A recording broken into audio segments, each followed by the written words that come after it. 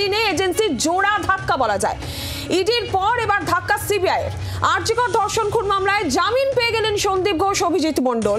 90 দিনেও চার্জশিট দিতে পারল না সিবিআই। সন্দীপ ঘোষ, অভিজিৎ মণ্ডল তারা জামিন পেয়ে গেলেন। অন্যদিকে ইডির মামলায় জামিন পেলেন পার্থ চট্টোপাধ্যায়। সুপ্রিম কোর্ট পার্থ চট্টোপাধ্যায়ের জামিন মঞ্জুর করেছে। একাধিক শর্তও বেঁধে দেওয়া হয়েছে যাতে কোনোভাবেই জামিনে পর অর্থাৎ যদি তিনি জেল থেকে ছাড়া পান, কারণ সিবিআইয়েরও মামলা রয়েছে এখনো পর্যন্ত, তাই জেল মুক্তি এখনই হচ্ছে না ইডি মামলায় সুপ্রিম কোর্ট থেকে পার্থ চট্টোপাধ্যায়ের জামিন পাওয়ার পরেও। আজকে খুব বড় খবর, এই দুটি দিকেই সকাল থেকে সকলের নজর ছিল। পার্থ চট্টোপাধ্যায় ইডি মামলায় সুপ্রিম কোর্টে জামিন পাওয়া, আর তারপরে এই বেলা গড়াতেই আমরা দেখি চার্জশিট সিবিআই দাখিল করতে পারেনি আরজি করের ঘটনায়। অভিজিৎ মণ্ডল এবং সন্দীপ ঘোষ এই দুজনের বিরুদ্ধে ধর্ষণ আর খুনের ঘটনায় প্রমাণ লোপাটের অভিযোগ ছিল, আর সেই প্রমাণ লোপাটের অভিযোগের ভিত্তিতে চার্জশিট 90 দিনের মধ্যেও সিবিআই পেশ করতে না পারায় জামিন দিয়ে দেওয়া হয়েছে। অভিজিৎ মণ্ডল আজ বাড়িও ফিরেছেন। একদমই আপনারা দেখতেও পাচ্ছেন আজকে এই জোড়া ধাক্কা এজেন্সির বলাই যায়। একদিকে 90 দিন হয়ে যাওয়ার পরেও চার্জশিট জমা দিতে পারলো না সিবিআই, সেক্ষেত্রে জামিন পেয়ে গেলেন সন্দীপ ঘোষ এবং অভিজিৎ মণ্ডল। 90 দিনেও চার্জশিট জমা দিতে পারেনি সিবিআই। আর অন্যদিকে ইডির মামলায় জামিন পার্থ চট্টোপাধ্যায়। ইনপুটের সঞ্জয় ভদ্র এই মুহূর্তে আমাদের সঙ্গে নিউজ রুম থেকে রয়েছেন। আমরা সঞ্জয় ভদ্রের সঙ্গেই কথা বলবো বিষয় নিয়ে।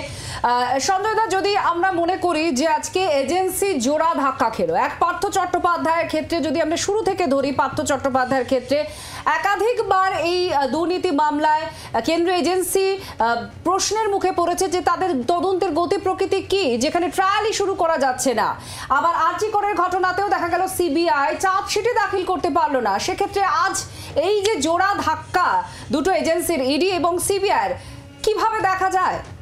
দেখো, প্রথমে বলবো যে ইডি মামলায় যে পার্থ চট্টোপাধ্যায় সুপ্রিম কোর্ট থেকে জামিন পেয়েছেন, আমরা জানি প্রায় 2.5 বছর হয়ে গেল। 2.5 বছরের বেশি প্রাক্তন শিক্ষামন্ত্রী পার্থ চট্টোপাধ্যায় তিনি জেলে রয়েছেন, ইডি কাস্টাডিতে রয়েছেন বলা হয়, ইডি কাস্টাডি এবং পরবর্তীকালে ইডি মামলায় তিনি জেল কাস্টাডিতে রয়েছেন। এবং সাম্প্রতিক বেশ কয়েকটি সুপ্রিম কোর্টের বেশ কয়েকটি ভার্ডিক্টে আমরা জানি যে তারা যেটা করেছেন, যে তারা যে লে ডাউন করেছেন কিছু বেসিক নর্মস, তাতে দেখা যাচ্ছে যে কোনো একজন অভিযুক্ত যদি তার বিরুদ্ধে যে অভিযোগ আনা হয়েছে সেই অভিযোগের যে সর্বোচ্চ সাজা তার 1/3 অংশ তিনি অলরেডি কাটিয়ে ফেলেন, এবং তাছাড়াও যদি দেখা যায় যে সেই মামলার ট্রায়াল শুরু করা যায়নি, সেক্ষেত্রে তিনি কিন্তু জামিন পাওয়ার ক্ষেত্রে তিনি কিন্তু একজন সুযোগ্য ক্যান্ডিডেট, এরকম মন্তব্য আমরা দেখেছি সুপ্রিম কোর্টের অন্যান্য মামলাতে দেখেছি। এক্ষেত্রে ইডির এই মামলাতে আমরা জানি 7 বছর যদি দোষীও সাব্যস্ত হন পার্থ চট্টোপাধ্যায়, সেক্ষেত্রে তাকে 7 বছর সর্বোচ্চ তাকে সাজা পেতে হবে। সেক্ষেত্রে তিনি অলরেডি 2.5 বছর তিনি সাজা তিনি কাটিয়ে ফেলেছেন, অর্থাৎ 1/3 বেশি তিনি কিন্তু রয়েছেন, তিনি জেল কাস্টাডিতে রয়েছেন। তার পাশাপাশি এখনো পর্যন্ত এই মামলার ট্রায়াল শুরু করতে পারেনি ইডি। এবং ইডির কনভিকশন রেট নিয়ে কিন্তু সুপ্রিম কোর্ট এর আগে বহুবার প্রশ্ন করেছেন, যে এবং তারা এই কথা বারবার এই প্রশ্ন তুলেছেন যে ইডির ক্ষেত্রে, ইডির বহু মামলার ক্ষেত্রে কনভিকশন রেট অত্যন্ত কম। সেটা কেন, সেটা বারবার ইডিকে ইন্ট্রোস্পেক্ট করতে বলেছেন, এবং সে জায়গায় দাঁড়িয়ে কিন্তু এই বিচার করলে পার্থ চট্টোপাধ্যায় জামিন পাওয়াটি কিন্তু একটা সময়ের অপেক্ষা ছিল। তার কারণ হলো এই মামলাতেই অন্যান্য যারা অভিযুক্ত অন্যান্য যারা অভিযুক্ত তারাও কিন্তু ইতিমধ্যে জামিন পেয়ে গিয়েছেন। ফলে সে জায়গায় দাঁড়িয়ে তার জামিন পাওয়া একটা বিষয় অত্যন্ত স্পষ্ট করে দিল যে ইডি এই মামলায় চার্জশিট দিলেও বা সাপ্লিমেন্টারি চার্জশিট আরও 5খানা দিলে, মূল চার্জশিট এবং তারপরে আরও 4টি সাপ্লিমেন্টারি চার্জশিট দিয়েছেন, কিন্তু এখনো পর্যন্ত চার্জ ফ্রেম করতে পারেনি, যে চার্জ ফ্রেম করার পরেই কিন্তু ট্রায়াল শুরু হতে পারে।